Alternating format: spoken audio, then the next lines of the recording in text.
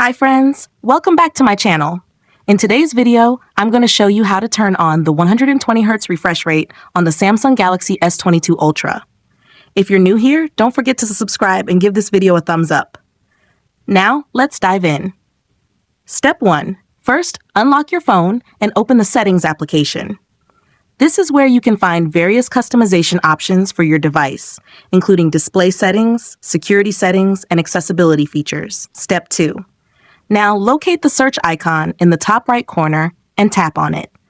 The search feature makes it much easier to find specific options without having to scroll through multiple menus manually. Step 3. In the search bar, type motion smoothness and wait for the results to appear. You'll see options related to display settings, such as refresh rate, notification effects, and more. Step 4. After performing the search, find motion smoothness and tap on it. Then, tap it again to access the settings.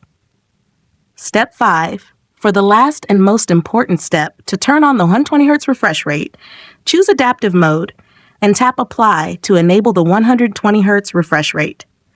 This feature automatically adjusts your screen's refresh rate for a smoother experience.